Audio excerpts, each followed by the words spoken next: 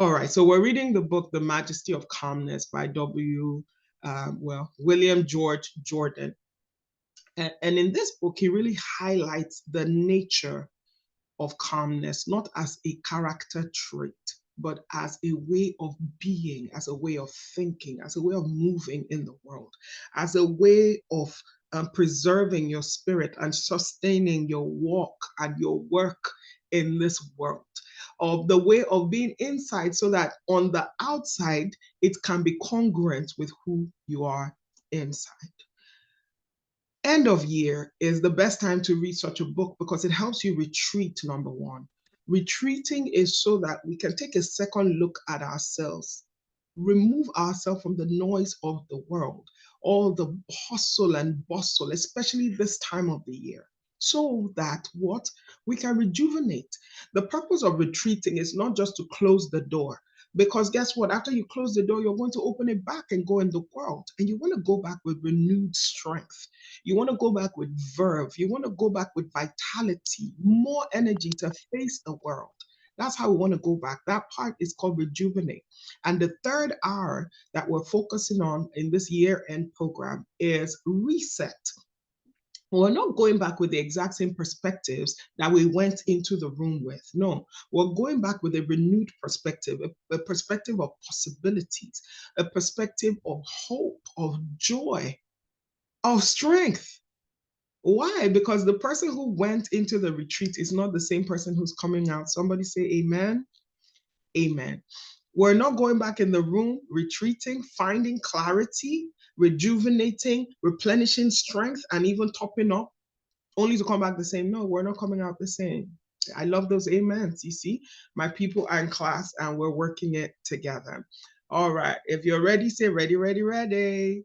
And if you've read it, can I see an emoji in the chat? If you've read chapter 4, the dignity of self-reliance, let me see an emoji in the chat.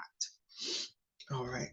Before we started, I told you guys I'm wearing green for this whole session. It is not because I have a lot of green things in my wardrobe. Apparently, I'm realizing no. But it resonated so much with me that I said, this is newness.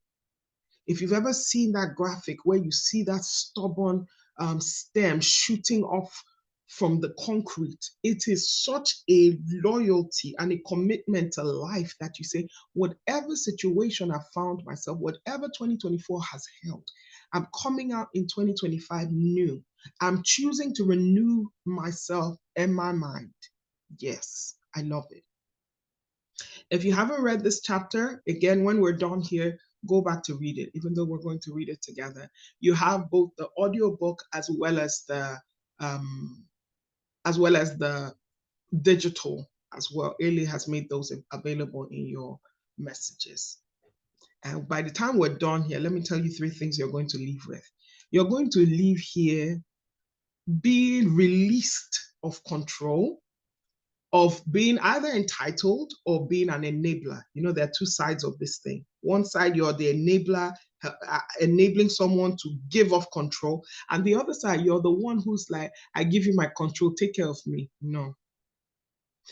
The second one is that you will then know what to do with this power that you have, the dignity of self-reliance. And the third one, you're going to leave here without any feeling of guilt or of judgment, that you're going to rely on yourself.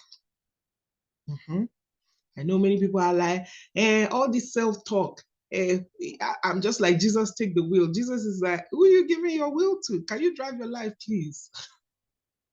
I'm like, Jesus, but I gave you the will of my life. Why are you still saying when I get to heaven, I'm going to do judgment? I thought you were living in me, with me, through me.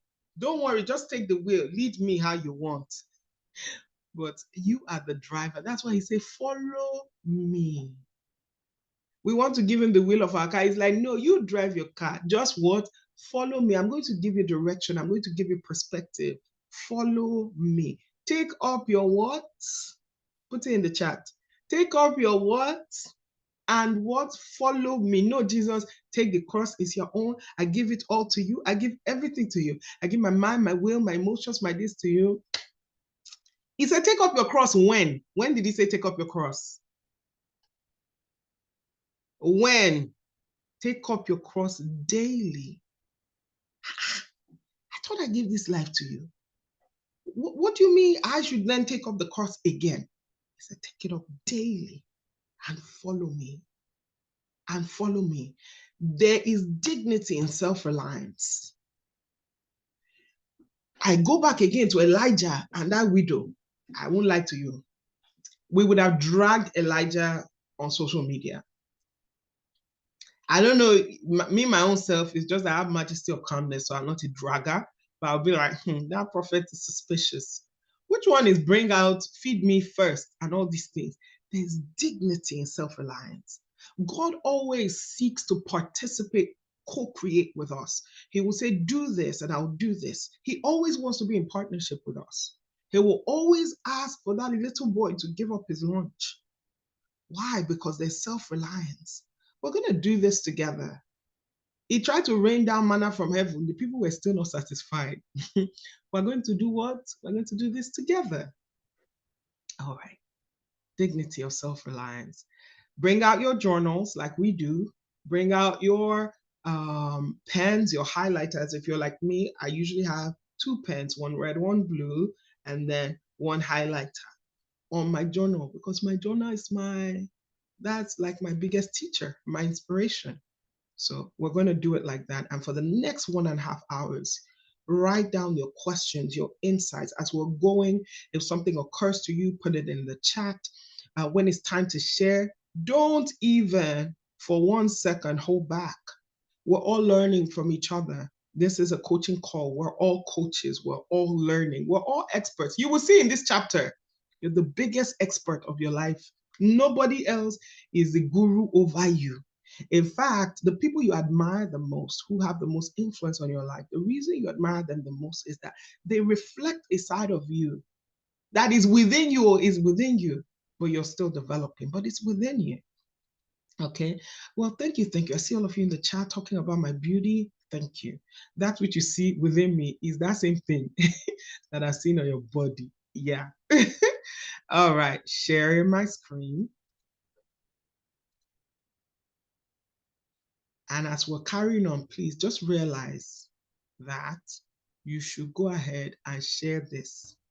If you haven't shared this, go ahead and share this with somebody. Okay. 1 moment. Okay, it's recording. I wanted to make sure it's recording. Share screen 2. All right, the dignity of self-reliance. My God, my God, my God. Again, a recap, chapter 1, he just cast a vision of what the majesty of calmness looks like. Chapter 2, he talked about hurry because there's external influence that is agitating the calmness that is naturally within you. That peace that Jesus said he gives to you that the world cannot give, that type. Then the 3rd chapter talks about the power of your personal influence. What are you radiating out in the world? And what are you receiving? And the kind of environments and spaces you put yourself in. Chapter 4 goes on to talk about the dignity of self-reliance. You realizing that there's a place from which you proceed, and that place you have authority over. And that person you should rely on the most is yourself. And of course, on Sunday, we'll talk about failure, a path to success, and so on and so forth. Now, the dignity of self-reliance. What is this? Look at this. Self-confidence without self-reliance is as useless as a cooking recipe without food. There's a cooking recipe. Have you ever sat down with a cooking book? Well, if you lived in Nigeria, as I did, and you looked at a cooking book, sometimes it used to be as though we just came to watch a movie, because there's no way we're making apple tart or cranberry. So we don't even have cranberry. We don't even have, like, these aren't things we do, we use. We didn't even. So it's just like you're watching a movie. In fact, you can master it so much. You can write it down beginning to end. If they tell you to write the recipe for this thing in maybe your WAEC exam or something, you will do it so perfectly. But do you know it? No. A cooking recipe without food. That's how useless self-confidence is. without self-reliance. The purpose of self-confidence is as the foundation to your action, that thing that makes you believe that you can. Self-confidence sees the possibilities of the individual. Self-reliance realizes them.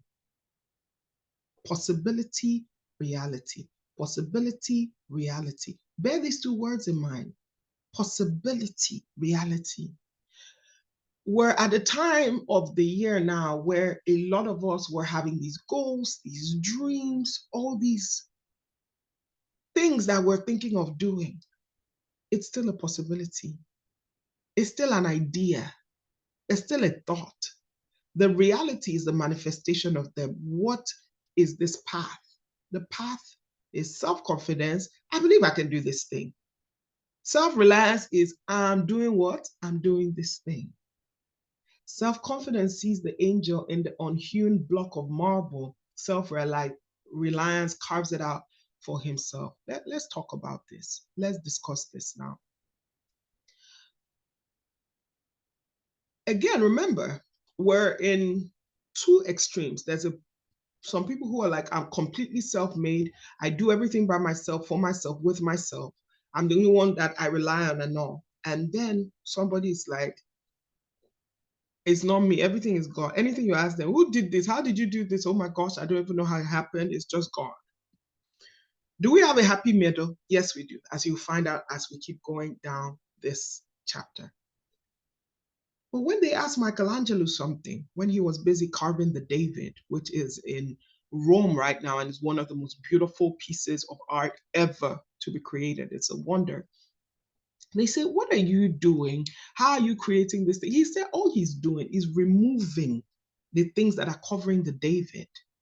He's unlocking the David in the stone. He already saw the David. That's self-confidence. He can see that finished work. He can see that finished work. But self-reliance is what made him come there every day with his chisel and his tools and start to chip away at everything that was not supposed to be there till he unlocked the David. You see, this year we've had many goals and dreams. Some of them we didn't accomplish because of circumstances. And some, even we knew that we didn't really put our hands to the plow. We didn't really put our hands to the plow. Why? We have self-confidence. Can you do it? Of course I can.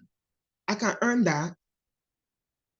But did we put our hands to do that work that will bring that thing? Sometimes no.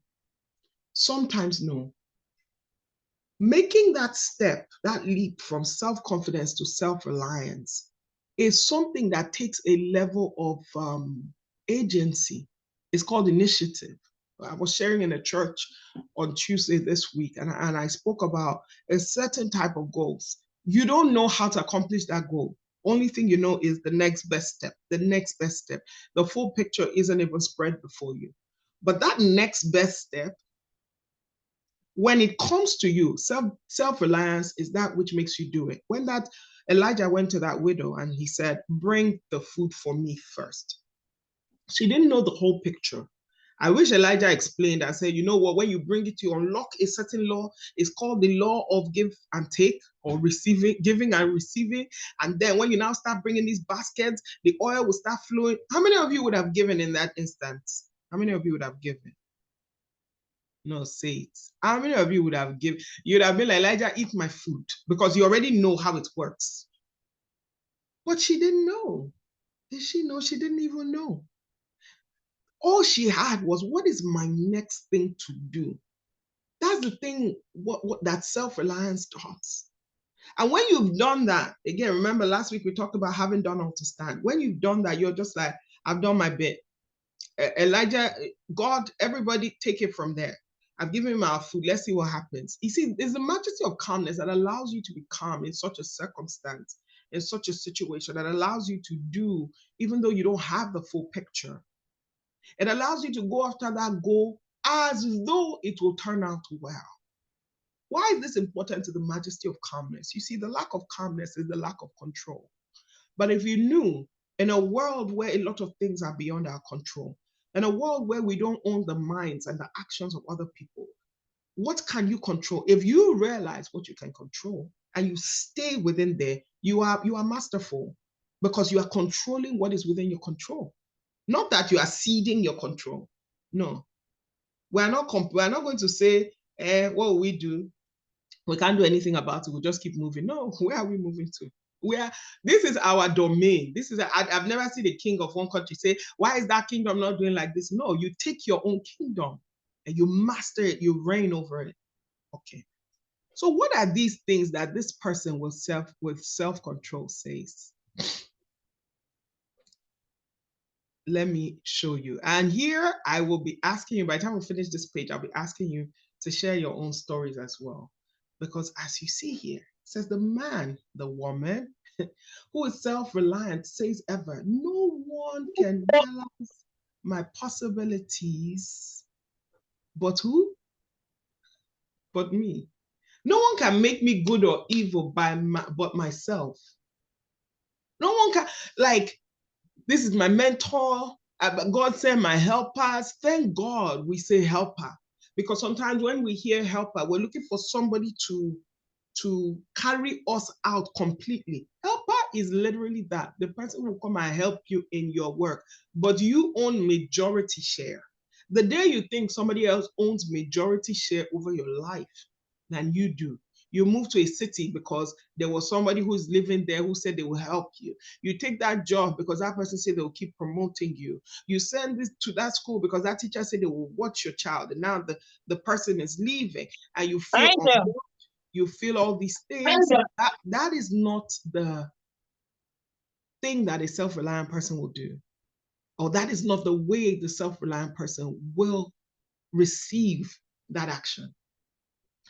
She works out her own salvation. Like, this is literally Bible. I know we don't like it. Remember Jesus take the wheel? That's what we like. I don't know what to, I have no other God but you. At that point, we're like, I love God so much. At that point, when we come to this place of surrender, like, okay, I've done everything, I've tried everything. God, you just take it from here. You just take it. We really, really hope that when we just stand up, it may have solved everything. Well, what does God always do? He always just gives you strength. Because you will go back and what? You go back and face it. You will go back and face it. Life is an individual problem that man must solve for himself. I know this says problem, but you can call it issue, a project, whatever you like. It is so specific to the individual. We read so many Bible stories, no two sound alike.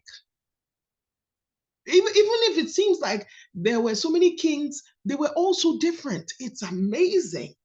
Individual.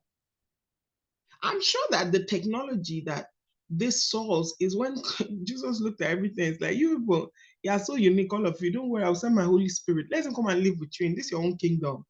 Because your own wala is very specific. And your strengths are also very specific. Nature accepts no vicarious sacrifice, no vicarious service.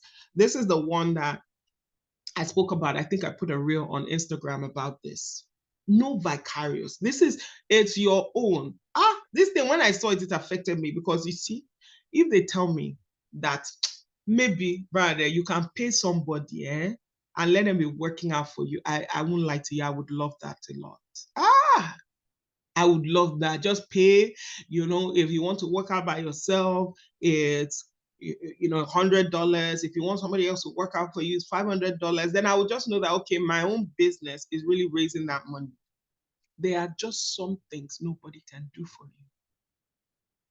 I know that as mothers, we're so loving, but you cannot even live your child's life for your child. You can try, but it will be like that scripture that says, why are you kicking your foot against the stone? Why are you kicking your foot against the brick? It will be like that scripture. Because for possible, it won't work. There's some things that only you must do for you, including accepting that somebody else chose a path that you wouldn't necessarily have chosen for them. It's a very humbling thing to encounter. It's a very humbling place to be, to say, so this thing is beyond my control. I cannot think myself into fitness. I have to literally go and work out. I have to eat right. No vicarious sacrifice. How many of you remember the story of David rejecting somebody giving a sacrifice on his behalf? How many of you remember that? Put it in the chat if you're here. If you remember, you can unmute yourself. Nobody remembers that story? Oh God, tell us a little bit about the story, please. Okay, so this is what I remember most is what he said at the end when somebody had wanted, I think it was some land that wanted to use to give an offering to the Lord or something like that. And the person had given it to him, and he was like, no, I will not give to the Lord that which costs me nothing. So that always stayed with me. Like, think about it. If you actually stop and think about it, the person was just trying to help. Oh, God says she wants to do this. Don't worry, oh God, let me take care of it for you. Oh, don't worry, oh God, let me.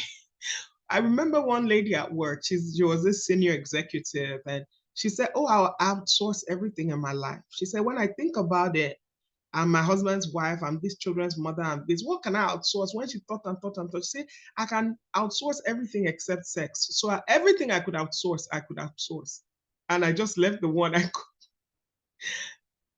I can never. That thing now is over 8 years, but that was the most she could outsource, and she knew the one that she couldn't outsource. And what did she do? She faced that one. David,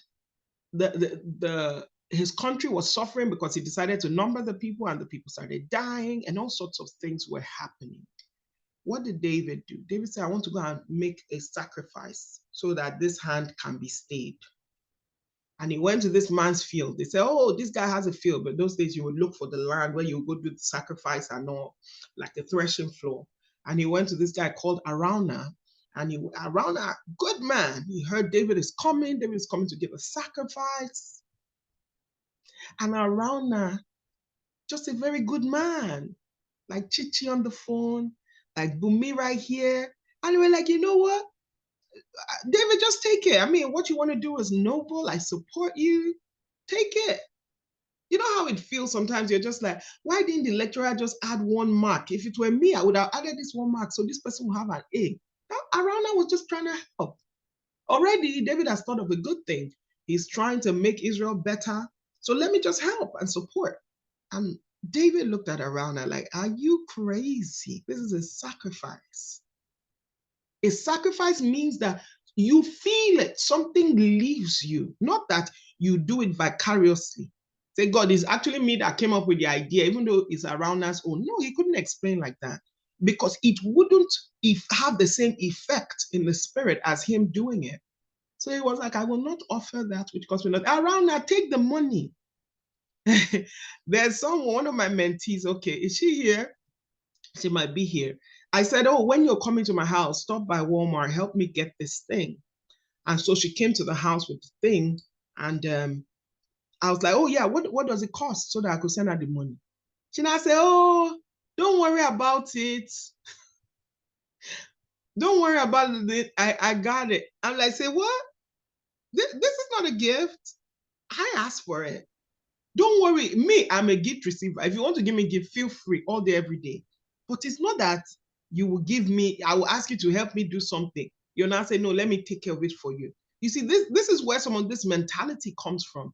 And this is why sometimes we're like, how could I ask Anu to do this for me? Anu is like, the cost is this. Me, the last time, this is what I did for her. You see where the entitlement and enablement comes from. That does not allow us to rely on ourselves. This is why I don't do something for anybody anymore, because if it's me, normally I do like this, and they no. I like, no. If it is to be, it is me. And then even if we do it like around, we're not expecting the next time David will do it for us. You did it of your own volition. It's not the other person's volition. It's not tit for tat. So realize that nature has no proxy vote. Somebody cannot speak on your behalf. I even thought about it. I said, so this judgment line, this marriage that people keep talking about that is so major, husband and wife will not even work together. At least let's even speak on each other's behalf. No, everybody will stand on their own.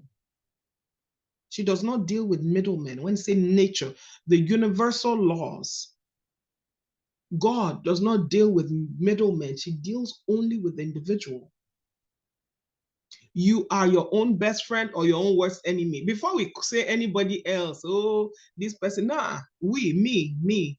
At any given point, I'm either my biggest fan. This is why I don't allow people to do negative self-talk around me. Like, I better not be there. If I'm there, I'm going to interrupt it. No. We cannot be the ones to dig up the seed of self-confidence or self-reliance in our lives by our negative talk. No, we can't be the one.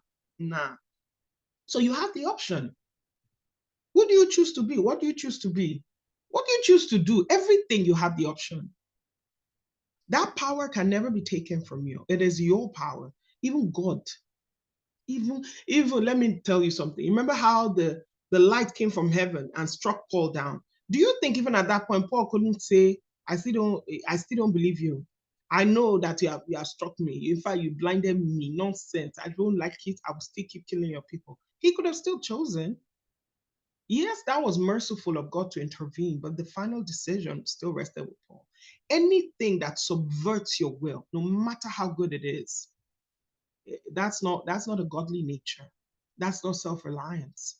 Even if somebody say, I'm helping you, I know better than you, Gochi. In this matter, this where you work, this way, this day. I know you don't like it now, but later you thank me. An adult over 18, you have no right. You have zero right. Behold, I place before you life and death. I have forced you to choose life that you might live. In fact, you have no choice because I've seen death. Death is bad, so I cannot put death in front of you. Take only life. Was that what the Bible said? No. Choose. Choose. Before you is life and death, choose. Blessings and curses, choose. We always have a choice. Put in the chat, I always have a choice. I always have a choice. I always have a choice. Somebody cannot go to the gym for me. I always have a choice. I know that I have the medication. They've prescribed it. It's right here before me. I still have a choice, whether I'll take it or I won't take it. This thing that will force children, you must eat, you see, is just a temporary measure. You can't always do it. You won't do it into adulthood. You always have a choice. You always have a choice. You have a choice to stay in that relationship. You have a choice to leave it. You always have a choice. You always have a choice. If anybody told you before you don't always have a choice, they lied. Look, even if the choice is to do something that I don't like, I'll be the first to tell you, you always have a choice. You still have a choice. You have a choice to drop out of that university. You have a choice to be extremely wealthy. You have a choice to be extremely broke. You have a choice to walk out. You have a choice to stay there. How you know you have a choice is that you don't complain after you have made your choice. It's heavy, it's heavy, it's heavy, it's heavy. You have a choice to stay on the phone in that toxic conversation. You have a choice to not respond. You have a choice to be by yourself. You have a choice to be with people. The minute you find yourself wanting to complain, you do something about it. You have a choice. You have a choice. America doesn't have that choice over you. Your spouse doesn't have that power over your choice. God himself, Almighty, doesn't have that power over you. Will he give you counsel? Yes. Will he give you the strength? Will he give you the wisdom? Yes. Will you face the consequences or the reward? Yes. But you see that choice? You only have it. Nobody else. Nobody else. Nobody else. Nobody else has that power over you. You have a choice. I remember when I was younger and teachers were still flogging people in school. I remember the day I decided I'm not going to cry anymore. You see that pain that these people want to elicit from me, at some point, maybe they will even believe that I'm enjoying it. I just knew that I had a choice. And that my choice was to choose calmness. I didn't even have the word for it at the time. But I became this, forgive my French, I became this badass. You're flogging me? This is how I'll just be looking at you. In fact, it got so good or bad to a point, I really, really believed in my mind, I couldn't feel it. So when they will call everybody, because me, the trouble I used to get into is the kind of trouble I genuinely believed in. If I'm talking in your class, I really believe that maybe your class was boring and it was better for me to be talking about something else. Or if I came to school late, is because maybe my parents, something happened. It's not like I chose to come. So if you decide that's why you want to flog me, it's already something that I have conviction about. So when they would flog me those days, I would just do like this. I don't know, maybe somebody should test me whether I still have that same kind of power. But I had a choice. And my choice was I was not going to beg. I was not going to cry. I was not going to be weak. That's how I termed it. So those teachers are like, I will humble you today. Me, you will humble me. No, what you can do is flog me. What you can do is hit me. No matter what life has exacted on you, life cannot determine how you respond. No matter what somebody has said about you, no matter what somebody intended, they can do all they want. You will be like that sailor who lost his wife and his children in a day and went on to write the song, It Is Well With My Soul. You will be like that one. So life has done its worst. Oh, have you finished life? What's the worst that can happen? What did Paul say? Either I stay here with you, it will be of benefit to you, or I go to heaven, it will be good. Regardless of what I'm faced with, I have a choice. And my forever choice is to be happy. My forever choice is to stay aligned, keep my face ever on Jesus, the author and finisher of my faith. That's my forever choice. And I just refuse to be weeping and wailing for what you have thrown at me, life. Nah, not me. I don't cower under circumstances. No, I have a choice. Thank you for putting that in the chat. Go ahead and put it. I always have a choice. When you know you have a choice, you will complain less. The next time anybody here who's your friend, your sister, or when you send this to them, the next time they're like, hey, I don't like the way this is happening, I don't like it. I say, you have a choice. You have a choice to make. You can take it or you can do something about it. You have a choice. Woo! You have a choice. All right. This portion here, which I'm going to take just a brief part of, again, we're reading the book, The Majesty of Calmness. We're in the chapter, The Dignity of Self-Reliance. You have a choice. Did I see something in the chat? Let me quickly read this. Yeah, somebody put in the chat, I got news that I may be jobless by January, but I choose not to be agitated. Okay, let me tell you. Okay, let's focus on this now. The job, you're going to be out of it or you're not going to be out of it. So whether you decide that, okay, along with the job, take my peace, take my joy, it's yours to give up. You can then choose in this instant, okay, what more do I want to give up? They've already taken the job. Do I also want to give my peace? Do I also want to give my joy? Do I want to give up my initiative and my creativity? Because joy is your strength. So you give up your joy, you now even become so weak and paralyzed, you can't do anything about it. When we get to chapter 6, you would see that as this adversity happens, this is what you can then choose to do and set about using that agitation. You see, that is energy. That agitation is a dispelling of energy. So you can choose, okay, instead of me to use it to worry, to stress, I can use it to think on my future. Wow, this is a great opportunity. It's true that for a while, things are going to be hard. Well, let me even take that back because it's not true. It is true that I will be losing this source of income, But it's also true that I can replace it. Actually, I could even earn more. Actually, I've always thought about doing this other thing in my life. Remember, this is chapter 7, the Royal Road to Happiness. And this is my chance. And what do? You come to people like me. You come to your coaches. And you're like, look what's happening. Let's think through. And we will call forth that which you've always dreamt. Those things that you didn't even realize that they had a time and date.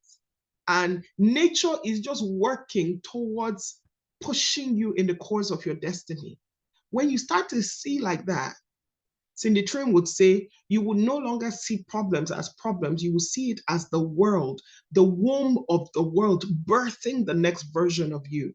Contraction never feels good, but it is the technology of expelling a fetus. That is the technology. The technology is that the womb would ease you into a place. I'm sure if your womb just expanded and just once expelled the baby and contracted once, it will hurt the baby, it will hurt the mother. So it does this slow process.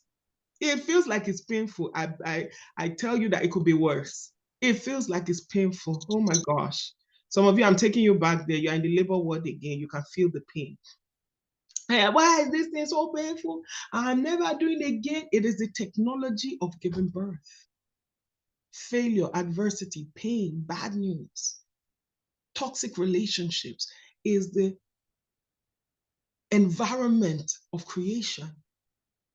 When you see this, you start to reframe everything again. You're like, Coach T, talk to me again about this thing. This is why every time I start out with a coaching client, the first thing I have you do is to write your future self. It's even an assessment. Tell me about your future self. You woke up one morning, you found out that your grandfather left for you $10 million, your mom too. Everybody, they just left you. You have all the money and all the time in the world. What would you do? What does that perfect day look like? Do you know some people don't know? You know, some people don't know what they would do. I don't know if I've told you before, but me, I will be on the Italian coast of Amalfi, just overlooking the blue turquoise aquamarine blue jewels of water, because that's what I call it. You look at that water twinkle, you think that they're literal sapphires inside them. I will have a condo, what did I say condo? Villa overlooking that water, writing my novels and my books and my stories. I'm preparing to tour the world when I go back out during the winter. I know it. It's just a matter of time. The law of gender applies there. It will happen. I've seen it. It is as I have. It is as I am saying it. It's just a matter of time before I step into that picture. But as I'm saying it, that's how it is. It is good to do that kind of exercise. And this is why you have a coach. This is why you have a mastermind. You have friends that believe. Yeah. There's something, my friend Uloma is on the call. There's something we always used to say. We used to say, where we are going to is very far. Where we are going to is far. Remember the story of Elijah when the angel told him, the journey is long. Eat so you can have strength. This is what you're doing here today. I'm so proud of you. You being here, learning, studying, you are putting into your spirit, into your soul, that which adversity will call on tomorrow, that which the dream will require as a deposit within you. Okay? So this chapter, this verse, Bible. Okay, this is what happens when you go to church too much. This section talks about even religion.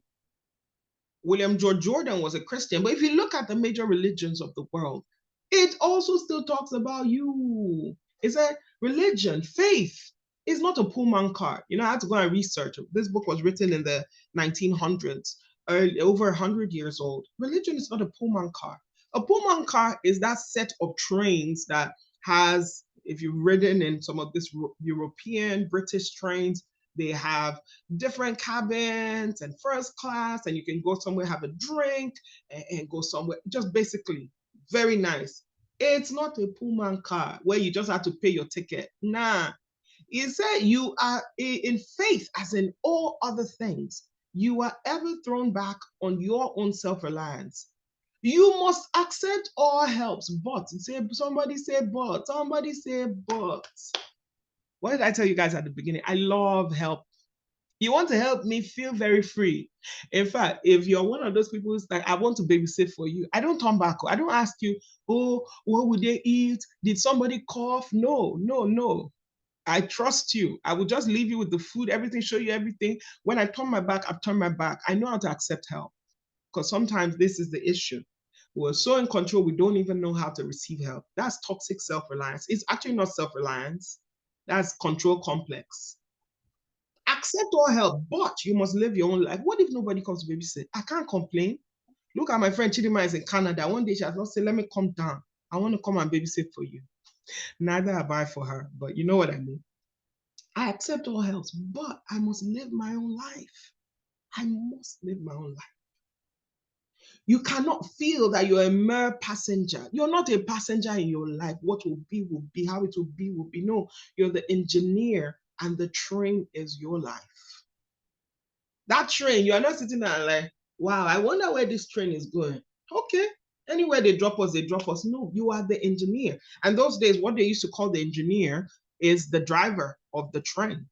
And don't think the driver is just doing like this. No, the driver of a train, of a plane, is not just doing the kind of things me and you are doing when I'm driving. No, they are checking levels of things. They are looking at lights. They are coordinating so many different things. You cannot drift through existing. Nah, we're not just moving and say, I'm not even setting any goals anymore. Kuku said, all the other goals I set, how many have I done? No, we're more proactive than that. We have more initiative than that. We are not drifting. It may have been you have drifted before now. This is why I love the phrase that my coach uses, Paul Martinelli. He would say, up until now, up until now. Whatever has happened before is up until now. From now, remember, what is the one thing we can do? We can choose. This is what shows that we're human beings. This is what shows that we are children of God. We have a choice. That's why they say every man born into the world has a spark of divinity in him. That is even the thing that recognizes God and that says yes eventually to the sacrifice of his son. You have a choice. You have that within you that realizes that you are more than this person sitting in the chair on the bed you are on right now. In fact, sometimes when you contemplate your own greatness within you, you even just keep your mouth shut, because if you told it to the next person, they would call you prideful, because you know you are more than a drifter. The gifts and talents that if the world could see, they would marvel at you. Even you are afraid to contemplate it sometimes. Not you, I mean those other people. But if you stay long enough in the contemplation of it, do you know what the beautiful thing is? We would all get to see it. If you allow yourself to stay in the contemplation, we would all get to see it. Ah, oh my gosh. Okay. Somebody say keep going. If you don't say keep going in the chat, like I won't keep going. Are you here with me? Did they say keep going? Love you, Debbie. Keep going. All right. Great. I'm going.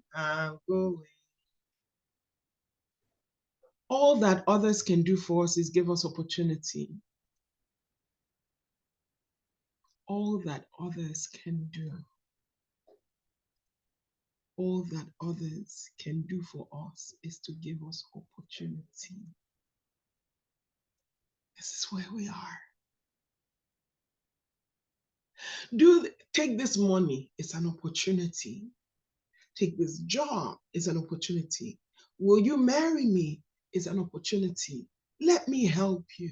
It's an opportunity. All that others can do for us is to give us opportunity. And what can you do with opportunity? You can either be prepared to go to it or be prepared to receive it. That's all life is. Succession of opportunities. They are for good or for evil as we make them. You can't say, can you imagine? Why would they offer me such a job? They are not even paying as much as this one. See that guy, how can? Huh? Am I really that small? How can such a person come and ask me to marry him? What they gave you is an opportunity. You're the one who says, this is good for me. This is bad for me. Oh, come and take the CEO job here. You can decide. Do I want to live in Saudi Arabia? Do I want to stay in my comfort zone here in Lagos? It's an opportunity. Life is a succession of opportunities. It's you that determines whether it's good or evil. To somebody else, it's wonderful.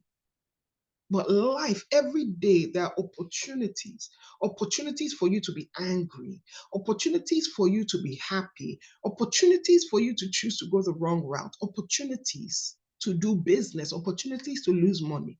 It's all opportunities. He uses the example here of the alchemists. I don't know if you've ever heard of the alchemists of old, but the alchemists were the people who said, we can bring gold out of every substance. Maybe gold is in everything. Maybe gold is in this cup. Gold is in this book. And they started looking for the chemical processes by which they could produce this gold. Every day, scientists were working on it. They believed they could translate baser metals now, into pure gold. They thought that, come on now, if we work on this, if we boil it, if we dent it so much, if we bury it, we could bring out gold from this thing. Let me give you the exact quote. It said, there are individuals with rare mental gifts and delicate spiritual discernment who do what? Who do what?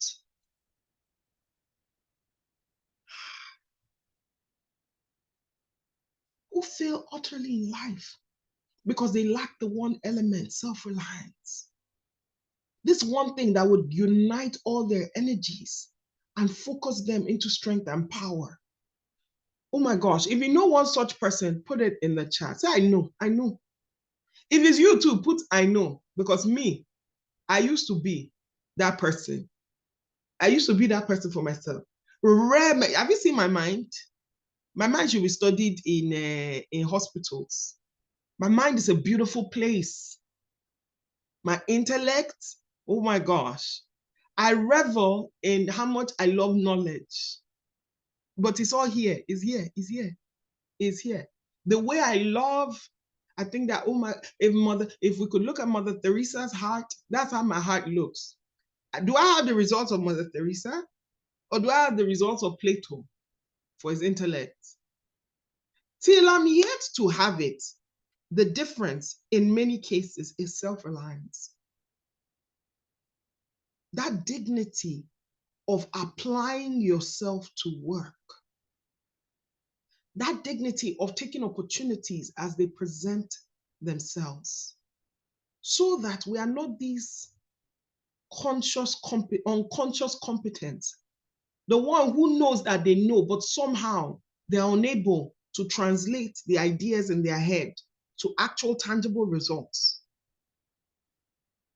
Many times they say, have you noticed people who have MBAs go to work for people who don't? Have you noticed the people who have A's go to work for people who have C's? And I think about it many times. Look, I know it seems as if these ones are smarter than those ones. No, actually, the intelligence of those ones is what put them in that position where they were unable to realize. Why? Because we have thought of 1,000 different permutations and combinations why something can't work. And someone with a lesser intelligence is like, why won't this work? Let's make a paper clip. There's a business for people who want to put papers together, it will move. If the person who invented paper clip asked me, oh, should I do this business? What do you think I'll tell that person? I'll be like, really? What are the fundamentals of such a thing? Why would you want to do that? I mean, right now people hold it in a binder. What makes you think this is such a business? I would say instead, the kind of mind you're using to do this thing, why don't you make a machine I will be thinking complex things. Meanwhile, this man has been making his millions of dollars. The person who has the patent on the paper clip is making so much money in perpetuity. Their generations will benefit from. What did they make? Paper clip. Paper what? Okay, Elon is my brother. Elon now says he wants to go to Mars. I say, Elon, much learning has made you mad. That's what I'm saying. And the more he works, the more you will want to call him back and say, look, I don't want to see you hurt. Because sometimes we're the ones who pull people back from their dreams. I don't want to see you hurt. So we try to subvert their application of self-reliance. Look, people will laugh at you. When you start to go after your dreams, I will laugh. Me, myself, I will laugh, depending on how ridiculous your idea is. I might laugh because you are like, you want to create something that will take us to Mars.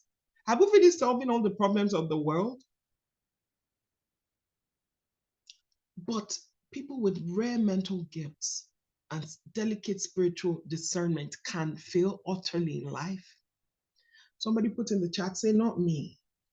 Not me. Everything that is within me, I dedicate and commit myself to accomplishing them, not only in my mind, in just the ruminations of knowledge, no, or sweet talk. No, I will actualize it in the actual potential it holds to better this world by my innovations, by my expressions, by my creativity. I will hone it. There is nothing that has been deposited within me that I'm not going to grow. It's not possible. Highest, you will be like, okay, brother, maybe pour some more water on the plant, put manure there, but I sow all of them with the promise of a tree, with the promise of a plant growing from that which I have planted. I consider myself again as a child. Take myself back to that place where I'm like, I'm willing to look the fool. When you're creating something new, when you're developing that which is within you, you will fail. I did not say you will not fail. No, you will fail. You will make mistakes. You will make errors. I know we're Christians. We don't like the word failure. Failure is, hey, this, we make mistake, anything you want to call it. Failure just means something did not succeed. You will not succeed many times. You will correct yourself. That means you will fail and correct yourself on the way to success. That's what the book Psycho-Cybernetics is about. It talks about making mistakes to the goal. Anytime your car gets on the road, it gets off course. I'm talking about the GPS satellite system now. You go off course and it will say, keep right, keep left, keep, that's how it corrects you. The only thing it knows is destination. And then it sees where you are. And it keeps looking for the next best step. Sometimes you take the next turn that is wrong. What would it tell you to do? Correct yourself. But we are not going to be unproductive in our lives. God forbid. So, sorry, those of you who understand what this means, you know what I'm saying. Put it in the chat. It's called Tufiakwa. I don't even know what language that is. Is that Igbo? My Igbo people tell me Akwa is hand, right? Aka is hand, sorry. I don't know what it means, but it just means that it's not me. I'm not of what? I'm not of among. All right, let me share my screen. Let's go to the next section. If you are here and you keep asking for advice, I don't mean that you're asking trusted people and experts and people who've done it before, but you just ask for advice. You're always second guessing yourself. You're always unsure. What's the next step to take? Should I? Shouldn't I? How should I? What should I? And you keep asking every Tom, Dick, and Harry, every Anne, Susan, and Emily. Look, this is the issue. This right here is the issue. It's not another thing. The person who is not self-reliant is weak. Even when I saw this way, I'm like, oh, William, I don't call people weak. But he's saying it here. So let me just explain it. He's weak. That means that your strength is not effective because strength, what is power? Power is referred to in terms of force. And what is force? It is the ability to move something. If not, we call it potential power. Potential energy just means energy that is resident but is inactive. We don't know. We don't know. If this thing has power, I don't know till it starts to do something. So therefore, it is weak. But I hesitate to call it real weakness because you are a body of living, breathing, active, effective power. But till you use it, we don't know. Hesitating, doubting is not cute. It's not cute. You see this emotionality of I'm not quite sure, am I doing the right thing? There's nothing cute about it. It's not cute. Stop. Take the job or don't take the job. The world will not end. Take them to this school or don't take them to this school, the world will not end. The minute you notice this school is not the right school for your children, you change them. The world will not end. Okay, we made a wrong choice. Now we're going here. That's it. The world will not end. I don't like this house anymore. I want a new house. You cannot be hesitating and doubting in all you do. She who fears to take a decisive step, because, see, this is the reason. This is the reason for all the hesitating and doubting. Okay, what if the business doesn't work? At least you've learned a new way not to do a business. What if? hesitating and doubting. Why? Because you dread failure. Every time you're super hesitant and doubting, don't think it's really because you're being careful. A lot of times it's not. No. It is because we don't want to fail. Remember what I told you about failure. Failure is necessary on your way to success. It's hard. It's hard to contemplate. In fact, some of you are saying, God forbid, now you're hearing me. But I know that in the day you need it, you will remember what I just said. And you will say, thank you, brother, for saying it. Now I know I'm not on the wrong path. I'm actually on the right path. Because she's waiting for someone to advise her, or because she dares not act in accordance with your own best judgment. You have judgment. You're an expert, and you're waiting for somebody else to give you permission to be you, to run your business. No. In your cowardice and in her, not you, sorry, my darling people, in her cowardice and her conceit, she sees all her non-success due to others. And that person advised me to do this. If I had taken my own advice, or if I had done it this other way, I even knew what I was saying. I don't even, at least the person who even says I don't know why I listen to her, it's still good. At least you're accepting some of the blame. But to say, Tishuna, can you believe she didn't even do that? And yet she told me to do it now. See what has happened. You only have yourself to blame. Look, if you decide to free everybody else from the responsibility, the blame that you're holding them accountable for, look, you'll be the most powerful person on earth, because you will be the last bus stop of accountability in your life. They will be saying that they are not appreciated, they are not recognized, they are kept down. They will feel that in some subtle way, society is conspiring against them. She grows almost vain as she thinks that, nobody has suffered. If you know what I've been through in my life, nobody has ever been this poor. Nobody has ever suffered as much as me. This kind of affliction, I wouldn't even wish it on my next day. But do you know that I'm 42? I'm still not married. Do you know that, like, even other people, your own is even good now. At least you're 38. Or your own is even good now. I know you're 45, but at least you've been married before. You know, you always see how other people's things are better. That kind of person, that's how they think. God, would you even have mercy? I'm sorry, I'm making it sound a certain way. Self-reliance.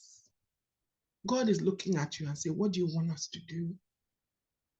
Do you know God always asks this question? That question can be very annoying, especially when God sees that you are in a tight place. Why are you asking me?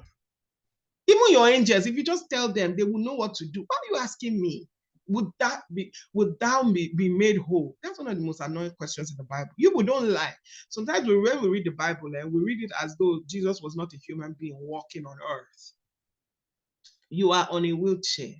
You are hungry. You are there. Somebody's asking, will you eat? I don't like the way people behave. How can you go to somebody's house? Just serve food. Just serve food. Don't be asking somebody, will you eat? Will you not eat? It's rude.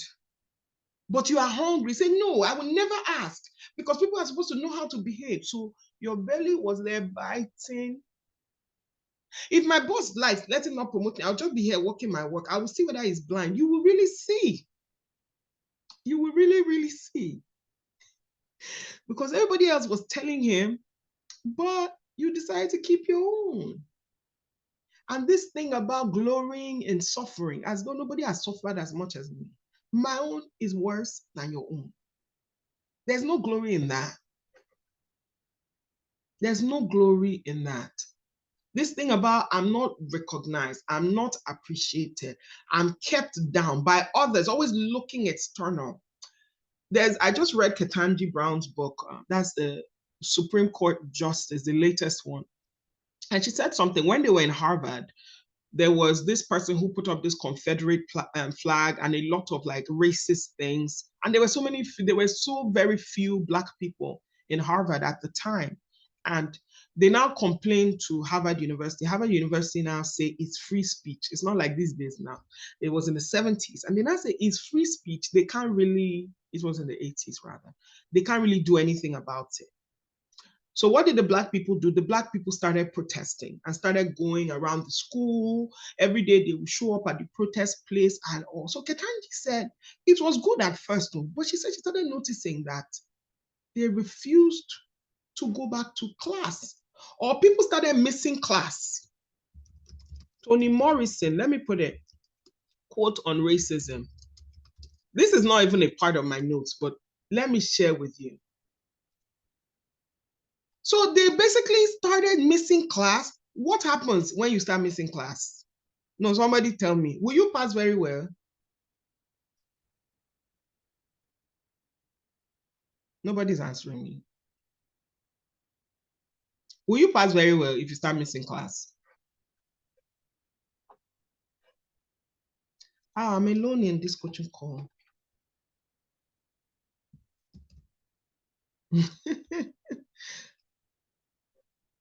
So they said something. I'm going to share it with you here. Oh my gosh, that thing stood out to me so much. Let me share my screen. This is, if you've ever thought anything was keeping you down, the reason I'm not productive is because I have a bad marriage. The reason I didn't get very far, my father died and they were unable to pay my school fees. The reason this is happening is because this and that and that. Let me tell you what Toni Morrison said, because this was what Ketanji shared with her classmates that made them go back to class. She said, the very serious function of racism is distraction. It keeps you from doing your work. Are you seeing how they've stolen self-reliance? Black people cannot progress in Harvard. Oh, the system is racist. She said the function of racism is distraction. You can put in here anything that you're facing, any misogynistic people, any ism. The function of it is distraction. It keeps you from doing your work.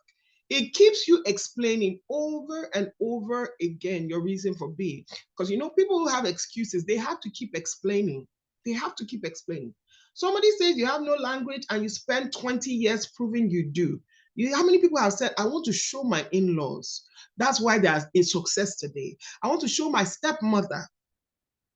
I want to show this person who didn't marry me that I want to show him what he missed.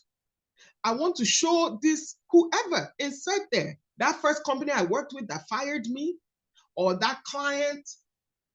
Somebody says your head isn't shaped properly. So what happens? Scientists, they go and start studying how Black people and white people's head, there's not much difference between them. That is money, grant money went there, not to improve the conditions of people's lives, no, but to prove what did not even require proving. And somebody says you have no art, so you dredge that up. No, since the year we were the first ones, Adam was born here and this, we start arguing. Somebody says you have no kingdom, so you dredge that up. None of this is what necessary. There will always be one more thing. If you live your life in a place where you are proving yourself, there will always be one more thing. You don't want to make mistakes, you will never do anything, because everywhere you turn, there's one slight mistake. This is why I don't like hiring people. They keep making mistakes. They keep making mistakes. Look how I hired this new salesperson. They didn't even send out the emails. They didn't even this. There is always one more thing. If you think that I'm going to live my life so people will not talk and I will not make mistakes, there will always be what? One more thing. Put in the chat, one more thing. One more, even to your own self. Don't live your life to prove to yourself. Sometimes success is the biggest problem of success, of future success. Because when you have succeeded once, you're like, this time was not that hard now. Why? Why do we need to? Whoa, it's a lot. Nah, we don't want to be in that space in our lives. We leave the one more things. In fact, we are willing to look the fool, because we know that in this matter, we will first of all be foolish. I want to promise you, we will first look foolish. If you start doing something new, you decide, I want to start showing up on social media, I want to start showing up on LinkedIn, you will say some foolish things. In fact, you will look back at, did I really write that? What was I dancing there? In fact, people will be like, I can't believe he said this. This is not how we do here. Are they there? Are they there? In Brené Brown's book, she said, if you are not in the arena, don't talk to me. In fact, watch who you're getting advice from. Watch who you're getting advice from. What have they done that gives them the right to speak into your circumstance? What have they done? If they are not also putting themselves out there, if they're also not endeavoring in some way and being willing in their own lives to look foolish for a season, why are you giving such a person audience? There's no need. Why? There's no reason why. Okay. So this is the key part of here. Okay. Anything that keeps you from the attainment of what you hold dearest, there's power that is resident within you to just combat all outside influences. When I say combat, I don't even mean fight hand to hand. Just put up a wall. Just put up a boundary. There's a scripture I love so much in the Psalms. It said, walk around Zion. It said, mark ye her bulwarks. Do you see how she's fortified? I'm paraphrasing now. Do you see how she's fortified? You can't try Zion anyhow. Zion is surrounded.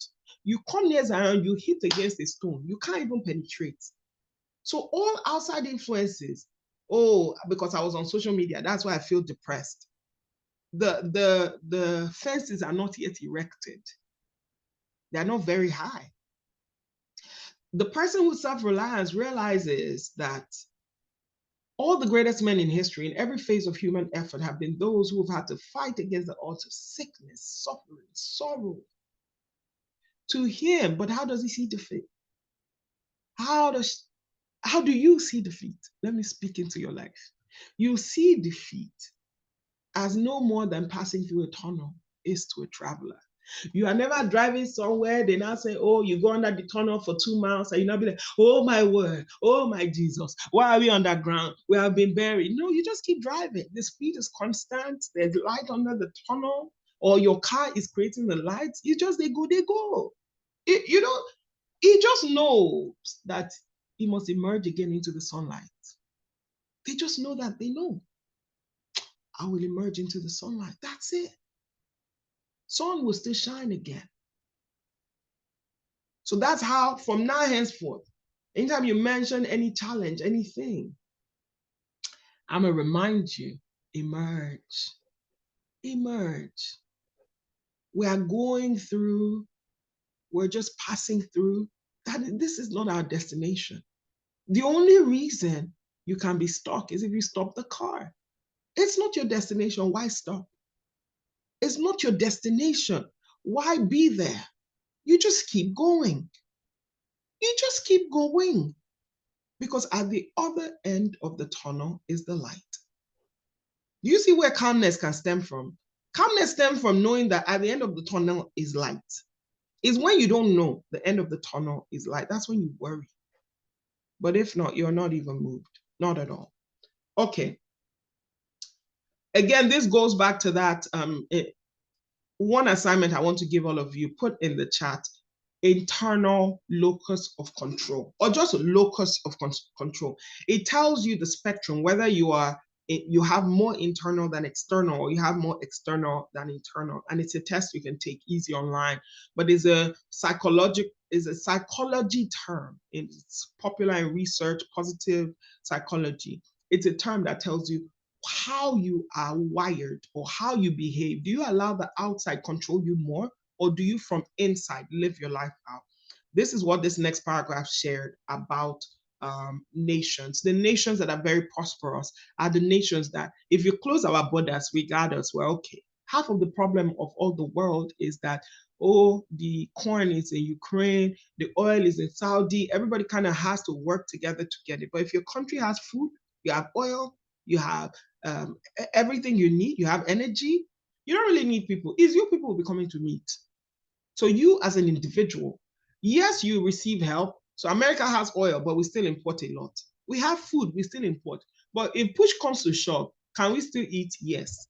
But in some countries, like the country I come from, maybe if we don't have enough fuel, okay, people don't let me talk. We are not here for this today. Somebody say we are not here for this so that I can. But read this, it's very good. History is the biography of a nation, and the biography is the history of an individual. I love this statement so much. There's always a story being written about you. What is your next chapter? What is your next stop? There's always a story written about you. There's no movie you ever watch somebody does not go through something. In fact, they call those flat stories. Nobody wants to watch it. The most interesting stories, you go through it. There's always a top point, middle point, you go down again in the valley, you come back up. It's called the hero's journey. Okay? So it must be that the individual who's most strong in any trial, sorrow, or need is he who can live from where? Her inherent strength. You can live from the scaffolding that's within. I love Mary a lot. Every time I think of Mary, the mother of Jesus, I see that strength from a teenager to a mother who, was facing ridicule, and then raising this difficult, complex young man who is the savior of the world, who angels spoke to you about, watching him die, going to grave, inherent strength that needs no scaffolding. It doesn't need any structural this thing. Yes, can Elizabeth speak to her and strengthen her? Yes. Will Mary Magdalene be walking with her? Yes. Will John, who Jesus said, take care of your mom? But John needed her as much as she needed him. She was the one basically taking care of John. No commonplace sympathy to uphold her. She must ever be self-reliant. It's something to study, okay? If you check your life right now. If there's anything you rely on too much, your job, your even spouses. And I say this because especially the ones who maybe one passes, unfortunately, and the other person follows 1 week after, because they've said they cannot live life without this person. Meanwhile, they're children, there are other things to take care of. Should you love? Yes. But the one of you tie your rope, you can no longer move on. It's an issue. It is an issue. Ancient Rome relied on their slaves so much. There used to be this conquering army. They stopped washing plates, cooking food. Why? They're slaves. By the time slavery stopped, they were no longer winning. What happened? They started losing control. As we depend on others to do those things we should do for ourselves, our self-reliance weakens, and our powers and our control of them becomes continuously less. Should you get help? Yes. I don't feel you ever need to cook. Should you know how to cook? Maybe. But you can always buy food, but let the control remain with you. You can have a cook.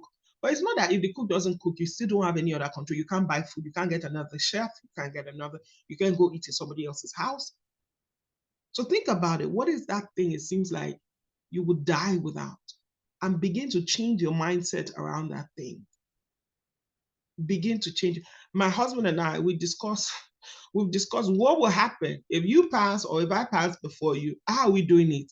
This thing of God forbid, we will never discuss it. Are we not Christian? Are we not believers? The world beyond here, is it not better than this world? Why are you afraid? Don't be afraid. Oh my gosh, if we go, I don't know what I'll ever do with my life. Don't be afraid. Will it hurt? Yes. I'm not saying it will not hurt. I've given 18 years of my life to this company. Oh no. I've given 25 years to this marriage. It can't end like this, my sister. If it's going to end, let it. Remember how we started today's call?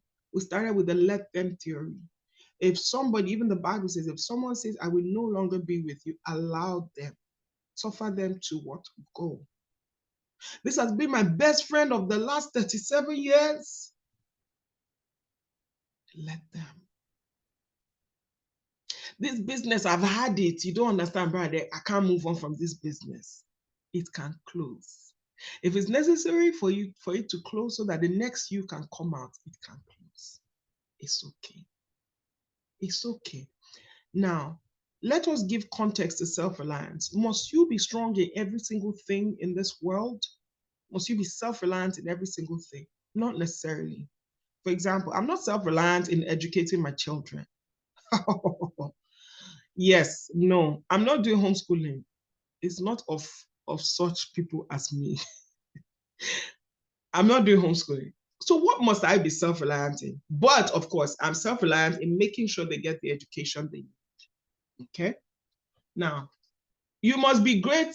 If you want to be great, you must be. Now, though you may not be so in all things, you must be self-reliant in the one in which you would be great. Realize that this self-reliance is not the self-sufficiency of conceit. I'm the maker of myself. Nobody helped me. I did this by myself. There's one song Mercy Chinwo sang. Oh, if you remember that side, tell me. Nobody was there for me. One kind of side like this. Nobody was there for me. My own friends failed me. Friends and family turned their back on me. But you stood by me, never let me down. You see, I don't like it. I won't lie. I don't like it because I'm a very communal, community-oriented person, right? And my friends failed me is a very contextual thing because you don't know what they were going through in that time. But there's something that rings through there. It is daring to stand alone.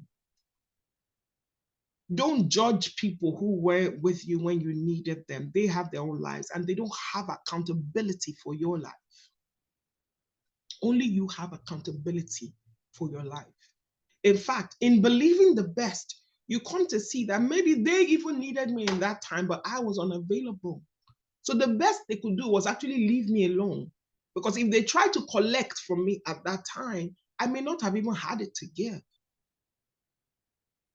It is daring to stand alone. Be an oak, not a vine. Be an oak, not a vine. A vine has to lean against something. You see vines climbing, those are the climbing plants. They climb on existing trees, they climb on structures. Every time, you know the kind of people you get into a relationship with them and you feel choked because now you people must eat together, you must go out together, you must do this together. It's choking. Be an oak. It is so beautiful to be in a relationship with someone who's independent because both of you are going your way, yet you are intertwined. That's collaboration. And it's not codependency. It's a beautiful thing to watch. Girl, you're winning. I'm so proud of you. Oh boy, I love how you're doing this. We're both shouting each other out. Not you are, as you are succeeding, you're even feeling bad because it's like you are leaving this person behind. That's not how a relationship should be. Be ready to give support, but do not crave it. Do not be dependent on it. Sometimes, especially we successful women, all of these successful women, our issue is not even only in receiving support, it's in giving. We want to give support.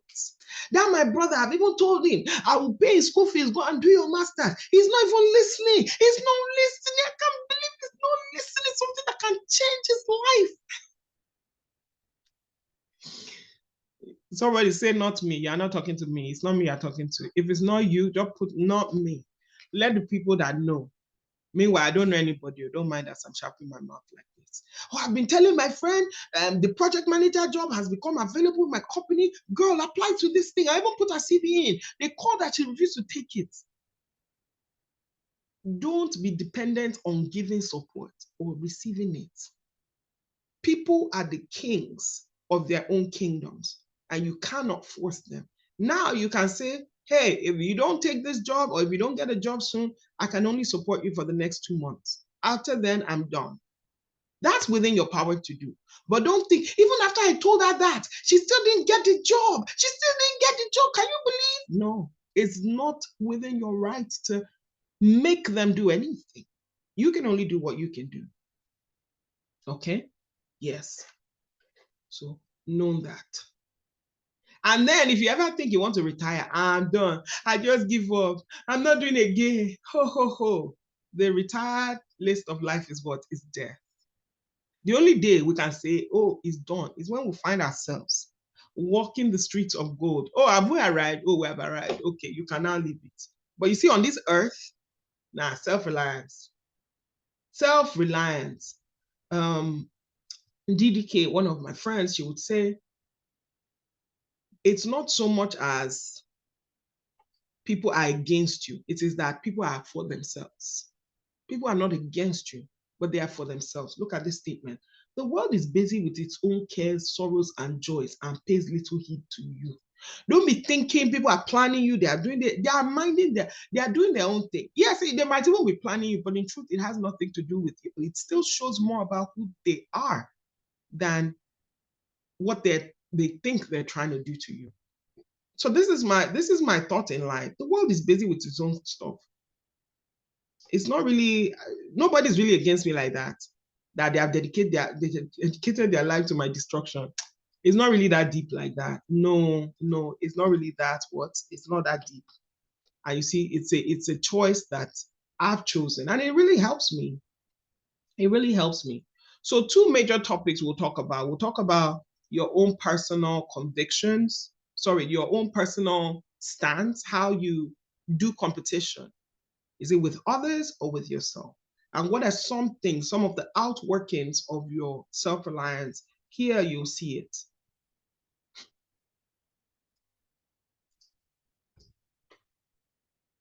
Who did this statement touch? Whatever it is that you desire in your life, just go right ahead and do it, or do what people in that space are willing to do. You want to make money, be willing to get a job, get a business, exchange value for money. That's it. If you want to learn to convert, I'm so proud of the way you speak, I like it so much. Put yourself into positions where you must speak. If this is what you like, except you don't want it. But if you want to have great conversations, you want to speak on stages, put yourself into those positions. If you would conquer your morbidness, if you're always feeling sad, you call it introvertedness, but you know it is a mild form of depression. Then mingle with the bright people about you, no matter what, how difficult it may be. Put yourself in spaces that challenge you to do the things that it takes to be in those spaces. If you desire the power that someone else possesses, do not envy their strength or dissipate your energy. You know, everything in this life is energy. If you spend it worrying, that's still dissipation. If you spend it doing, an action that moves you in the direction of your dreams, it's still dissipation of energy. Where would you rather put the energy? I know where. I know you're going places. So I know you put it towards your dreams. But maybe you don't realize that worrying, comparing, anxiety is stealing that energy that you will use in the direction of your dream. So I'm here to tell you, 1 second of worry, of self-judgment it is finishing the energy. Energy will finish. By the time you choose to act, no more energy to go. So no. Emulate anybody you like, any profession, any office, any platform, just emulate the process. Depend on what? Your self-reliance. Pay the price for it. And that may also be yours. Paying the price for it, I don't believe in, tit for tat. I believe that God gives grace, but you have to also step into. He will open doors that your feet will have to walk through. He will give you seats. In fact, he can sit you down and you can still decide to stand up and give your seat away. So there's a limit to his power in your life. His power is not the issue. It is whether you will allow it in your life. Okay. This is what I started today with when I said you are an investment. Your life is an investment. Anything you're putting upon it right now, when you have a house and you put some more units, you make it more beautiful, you put some more things, especially when you want to sell, it's an investment. That's why you're willing to sink more money into it. A mine whose resources can never be known, but by going down into it and bringing that which is hidden. I started out this book study by telling you that there's nothing wrong with you. I know many times, many coaches in trying to encourage, they tell you, oh, get this, do this. I know you're like this how to learn these 3 skills and everything. Everything that you need for purpose, for destiny, for life is at work in you already now, not tomorrow, not later. Everything that you need. It is whether will you turn it from potential to kinetic, from potential to kinetic. That process is called activation. Will you allow it to work? Will you let it? But God didn't make you and then remove one thing and say later, I want her to come to me and ask her, God also give me the power to speak. God also give me this. No, it's all already resident within you. So everything we're doing today is calling it forth and giving you a reason to lean into that which is already within you. That's what we're doing here today. Okay? All right. I love it. I love it so much. We just have about 20 minutes to go. If you have some questions, go ahead and start putting it in the chat as we're wrapping up. But how many of you are having a good time so far? How many of you are having a good time so far? I'm having the time of my life. Your intellect is blazing. Your wisdom is astounding. Because you're pulling out of me things I didn't even realize were here for myself. I love it. Okay, such a good time. Okay, thank you. So now we're going into self-competition. We always want to outdo ourselves. It's a natural thing. This is why sometimes I like, oh, why is it? I feel I'm always falling into comparison. It's actually a good thing. It starts out as a good thing, and sometimes society tries to pervert what God put in us to be good. God put this thing in us that is constantly seeking fuller expression. If you read The Science of Getting Rich, it'll tell you that spirit is always seeking fuller expression. You are always wanting to be more, do more, have more. It is your nature. It is the godlike nature in you that causes you to aspire. There's no office you've ever occupied that feels that like, oh, this is it. I've completely arrived. You've never had any amount of money that made you say, it's okay, I've arrived. Meanwhile, this place you are is a place you dreamt about. But let me tell you what we try to do. We try to suppress it. We try to say, be grateful for where you are now. On our last class, we'll talk about the difference between contentment and progress. Contentment is not a bad thing if it's in pursuing your dream. But to say that you will never ever again aspire is a lie. So what does self-reliance do? It is almost like the key that takes us in that vehicle to the next location. In this portion of the book, The Majesty of Calmness, we're reading, and the chapter, The Dignity of Self-Reliance, because there's dignity in labor, isn't there? There is. When you do something and you look at the work of your hands, even God was like, it is good. Is that not what he did when he finished creating? God looked at his work and said, it is good. And what did he do? He went to rest. He went to celebrate. There's dignity in labor. All right. We try too much to surpass others. This is not the goal. This is not the goal because you don't even know where they're going. Imagine I'm supposed to get off on exit 748, but this car is speeding. So I say I must pass this car and I passed my exit. I'm just going on. I didn't pass the car. I didn't succeed more than the car. The car is going its way. I should be going my way. We try too much to surpass others. If we seek ever to surpass ourselves, then we're moving in a uniform line of progress, right? We're not taking detours. We're moving in a uniform line that gives a harmonious unifying to our growth in all its parts. It's our goal. It's our intention. You see, this Daniel Morrow is somebody who William George mentioned here, and they said, what is the secret? You guys are doing such great work. Remember those days, rail was the primary means of transportation. He said, you're doing such great work. How are you doing this? He said, we have no secret but this. We always try to beat our last batch of reels. That's our secret, query. We always, our own last batch, we don't look, okay, is it bad to look at what other people are doing? Yes, it's not, no, it's not bad. But should that then become your goal, what other people are doing? No, your goal is your goal. You know why you went into business. Somebody else went into business for their children. Other people went into it for themselves. Then some others went into it as a way to raise funds for somebody else. And then somebody else decides, I went into this business. You can't pattern it along somebody else's why because you don't know where their why is. So find yours. Find yours. Because you also don't want to have apply your energy to a destination you don't want to go. God forbid.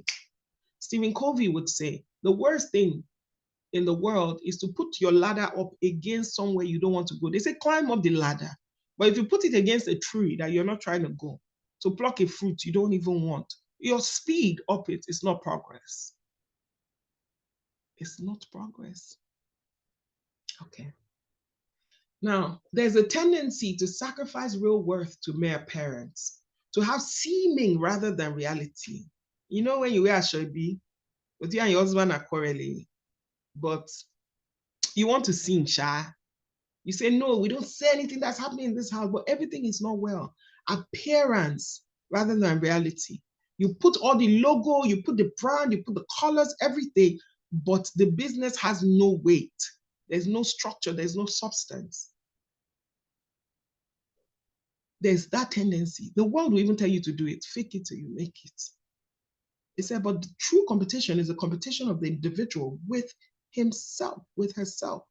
Your present seeking to excel your past.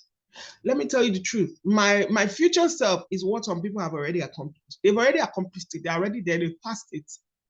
But me, the day I step into that future self I described to you all, I will feel like I have arrived. How can I get to my destination and feel like, but other people have gone farther? No, for you, it is your goal. For you, it is your destination. You celebrate it. You honor it. Somebody say, it's just now I'm having my first child. Other people have had like 5 children, but you just got married last year. Your goal was to have a baby within the first year. You did. But there's still something else to compare? No, we don't do that. Real growth from within is what we do. And what happens? This is the cycle that develops self-reliance, and then self-reliance develops it, and then you develop it some more. Let you feel thus as to your own progress and possibilities. Feel this way about your own life. Feel this way, and you can create your life as you will. Feel this way. Feel secure. Feel assured. Feel excellent. Feel diligent. Feel wonderful. Feel accomplished, fulfilled. Feel that way about your life. And you will set about developing the self-reliance that will accomplish it and then develop some more. Because if you feel the other way, that comparison energy, it actually dissipates your energy. It saps you.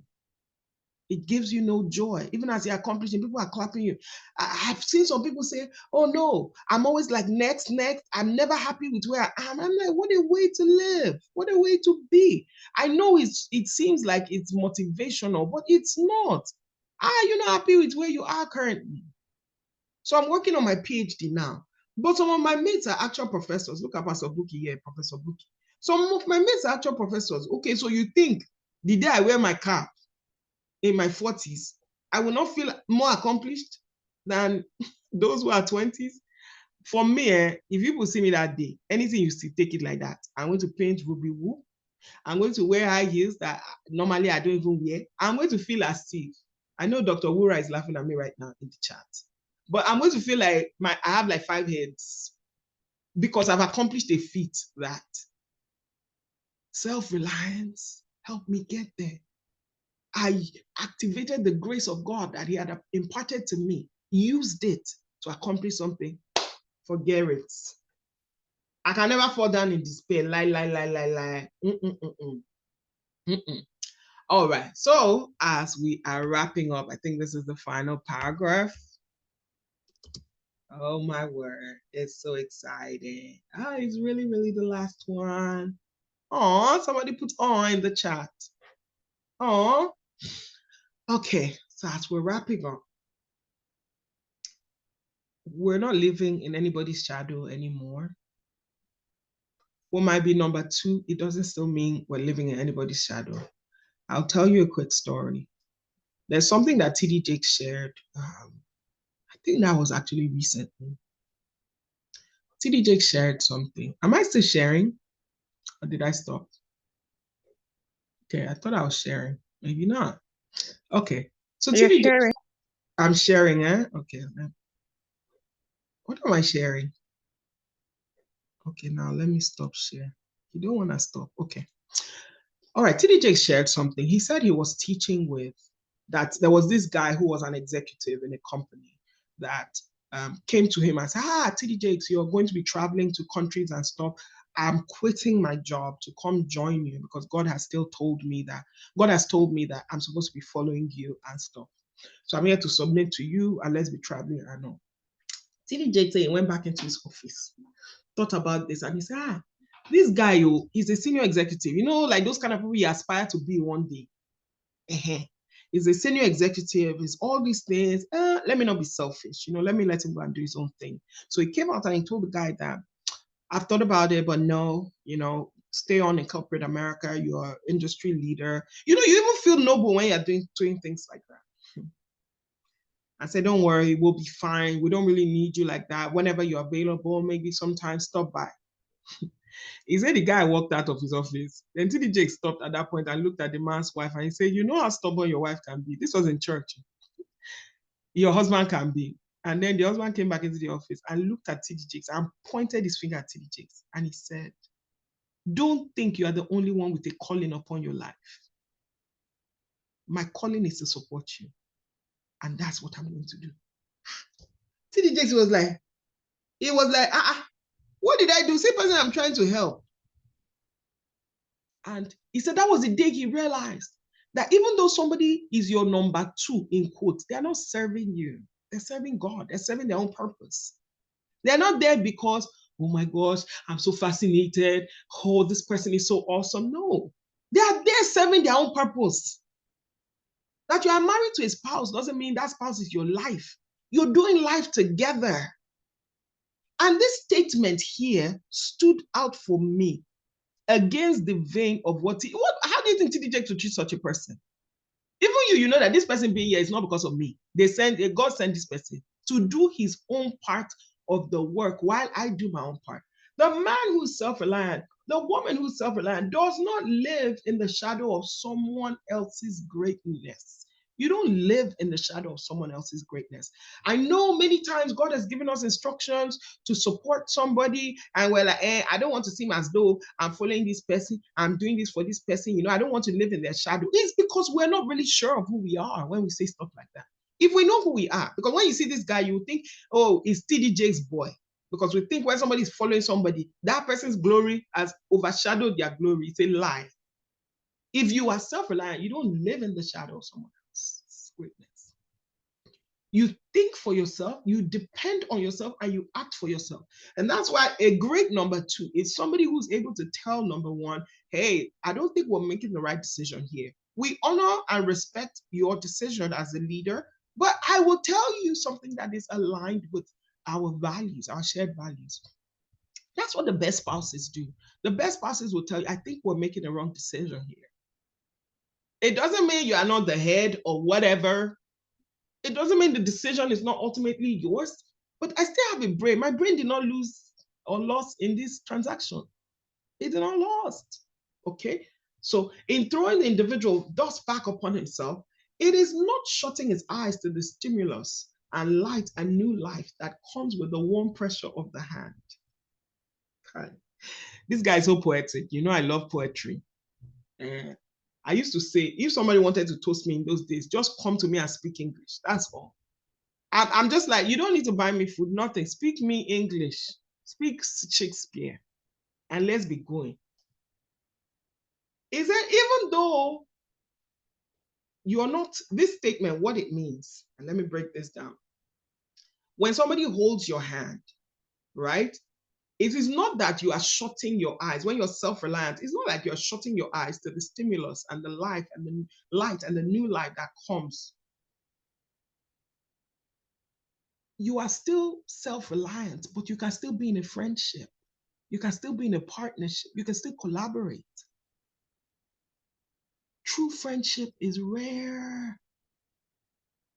True friendship is rare. I hope that with this, you begin to value the friendships, not as, oh, you are my savior or you're my this, but recognizing that you have self-reliance and hopefully your best friends or the best people in your life, the closest people in your life, like me, one of mine is my auntie, who's a professor. She's older than me, but my goodness, she's a true friend. She's a true mentor.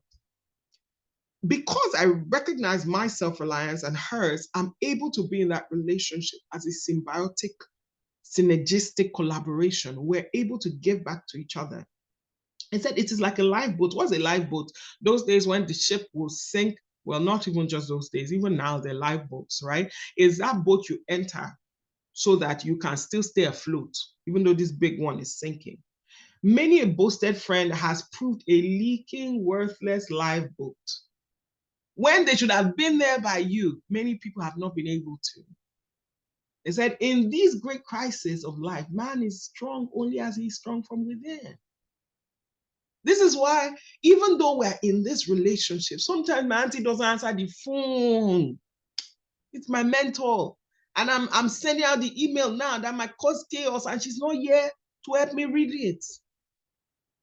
My friend Tombra, sometimes she will say, BFF, you are not available. Don't worry, I'm going to the next friend. I don't get upset and say, why didn't you wait for me? No, in that moment, she needed to talk to somebody. That's all. In great crisis, you're only as strong as you're strong from within. And the more you depend on yourself, the stronger you will become. Do you know, I even believe the more grateful you will be for the help you get, because you already know you didn't expect it. We expect too much from people. So anything you get, you now become so grateful because you never expected it. And the more you will be able to help others in their own hour of need. You know, sometimes we help people till we even burn out. We don't even have boundaries of our help. And that's why later we become resentful because we've compromised something else in our lives in this service to others. So this is making a case, not just for true friendship, but making it as a case for you to still develop self-reliance. Because as wonderful as true friendship is, it may not always be there. Or you can enjoy it to the extent to which you are self-reliant. Okay. Your very life will be a constant, and I dare say is a constant help and a strength to others as you become to them a living lesson of the dignity of self-reliance. Has any of you ever felt at some point that, that person I love, I think so, I send messages to some of you sometimes, I just love what you're doing. I love it. As you are relying on yourself and making things happen, you are inspiring me more. You are inspiring me more than if you had picked up the phone and just talked to me. Watching you grow, watching you develop, watching you do big things, watching you fail in pursuit of your dreams is still an inspiration to me. More of us want to see you succeed than you even realize. So those your failures that you think, oh my gosh, it has destroyed me. No, we are celebrating you from the grandstands. If you think nobody else is celebrating you, the Bible says that we have this great cloud of witnesses. Yes, they are there supporting you. Don't ever say you don't have anyone. We do. We do. Some are invisible, some are visible. Okay. All right. So as we wrap up today, I want 3 people to share with me something that has resonated with them today. And it can be from here. It can be something, a thought it sparked in you, or something you want to start applying. And so go ahead and put up your hand and you can unmute yourself. But realize that we will have the replays available. I saw some people asking in the chat. We'll have the replays available for you. This will be uploaded today, so you'll get it by evening. Okay, my beautiful Ogo. Ogo has raised her hand. I want to see the other people raise their hand right after Ogo. Let me tell you, the only way you can pay me for being here, for all of us doing this together, is to share with me, because when you share, I also grow and develop. Okay? So go ahead and, Ogo, you can go ahead and unmute, and let me be seeing the other hands go up as Ogo is speaking. Thank you so much, Bralade. This has really blessed me and inspired me. I think the thing that really I will be taking away, among others, is the part about recognizing people's dignity by allowing them to be self-reliant themselves. Because like you said, we often want to help, and that intention may be good, but may be harming the person and not actually respectful of their dignity. So sometimes it's better to step back and allow them to do it themselves and enjoy that dignity that comes from self-reliance. So that really blessed me. Thank you. It's very painful to watch. If you even think now you're getting better at it, if you have children who become young adults later, it's hard to watch. I'm telling you, this thing was scatter. Don't marry that. Have you noticed every time it will tell someone not to marry somebody? Have you noticed somehow they always marry that person? If it has ever happened to you, put your hand in the chat. You will notice that's the person they want to marry. You have to let them. Let them. It's not your life. And you have to trust God within them, except you think you are God. Do you know how many mistakes God watches us make on a daily basis? Oh. So now you are now wiser. You can now circumvent. You can now stop it. If I didn't speak up like that, it would have made that major mistake. Let them. Let them. Yes, the book will be released on the 24th, I think. And don't worry, me myself, I'm on the waiting list. If you don't know the book we're talking about, is Let Them Theory by Mel Robbins. It's a good Christmas read for you. Okay, so who's up next? Who's sharing? Lara, Kende, Wura. Where's Malgochi? Okay, I think she wasn't here. I see you, Jama and Grace. Aww. Okay, who's on meeting next?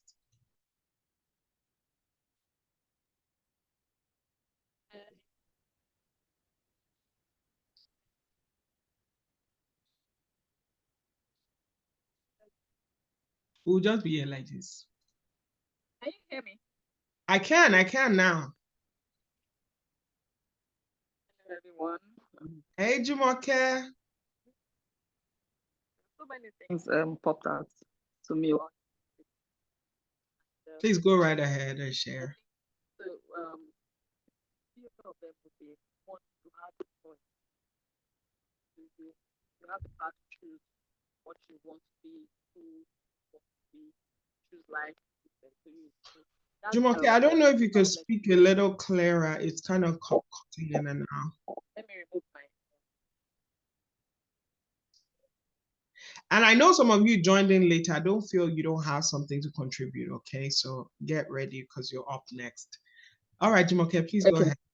So so I think that stood out to me because sometimes you get overwhelmed by that feeling of helplessness, like, okay, like things are really happening to you, you make an attempt and then you meet a hurdle and all that. But the fact that you have a choice and you have the power, you have to. And the green, you spoke about the plants, the color green, where there's that commitment to life, that force of life coming through, every emerging, no matter what, emerging, on the other side in sunlight. I think that resonated a lot with me. Thank you. You might not know how pivotal something like this can be. When you consider something to be a lost cause in your life and you decide again to give it hope, it's almost like you're injecting life and you're exposing yourself to the possibility of another hurt, but being willing to say, I'll try again. It's a miracle. Jumoke, thank you for sharing that recommitment to life. Well done. All right, who's up next to share? Dr. Wura? Anu?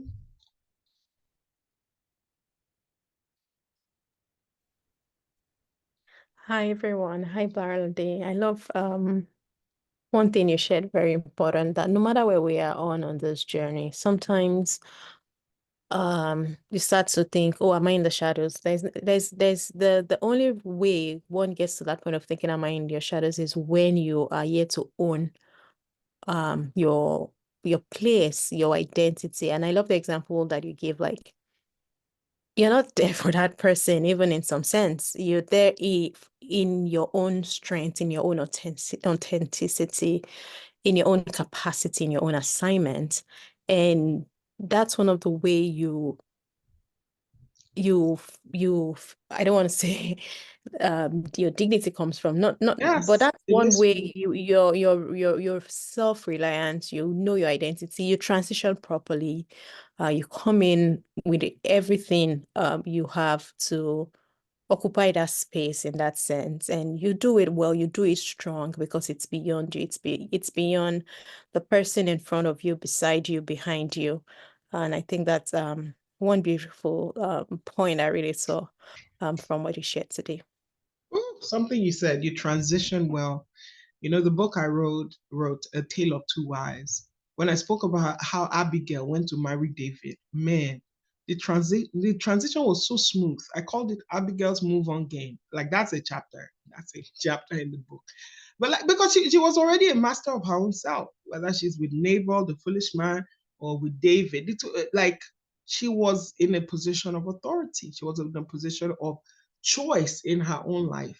And she didn't cede that choice to either man. No, either man. She didn't do that.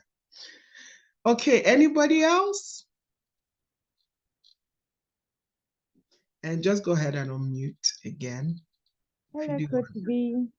Hi, Hello, everyone. Anu. Thank you so much for today's session.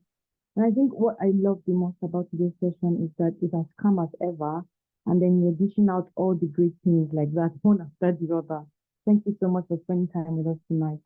And then one thing that stood out for me was where you talked about pay the price for the process. That if you desire something, you see someone that is so great and you admire them or their reflection of things that you want to become, you don't just admire, you pay the price. There's actually a process that you can follow that will give you the exact same result and even more.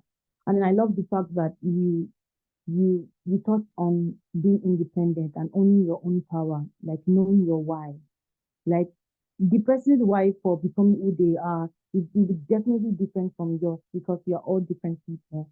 And you can only continue on that journey, keep paying that price because you know your why and it's special to you. And that's not something that you find on the internet or you get by taking advice from 100 people that, what do you think I can become? That's not what we're talking about. We're talking about thinking in yourself and saying, why do I even want this?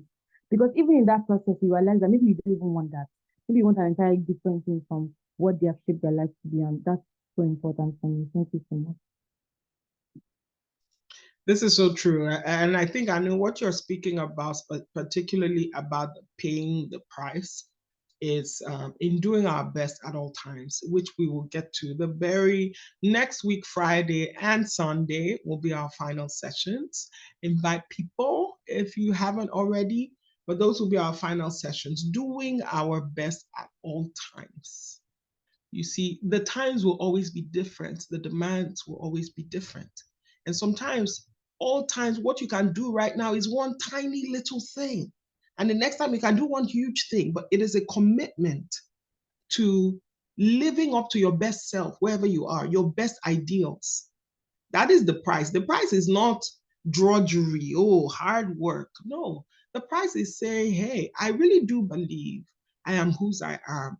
I believe there's a God that loves me and he will not give me more than I can bear. I believe there's a God that has equipped me for destiny. He has given me all things that pertain to life and godliness. In believing that, Jesus would say, what manner of men ought we to be? Well, Peter said that. Jesus said his own too.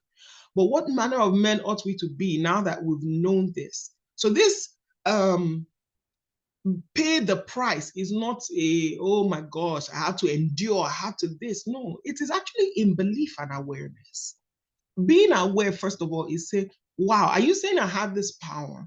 Oh, is it in the Bible? I actually do believe the Bible. It's in the Bible. Wow, that's awareness. It comes to your consciousness that you have this power. You're studying this book and it's now igniting things in you. You are even remembering places where you've applied this thing to, but you didn't have the exact language for it. It's bringing to your awareness. The second thing is you believe. Am I truly this person who has self-reliance? And do I have the ability to call upon it? I do. Then that's where your conviction builds. Conviction leads to agency.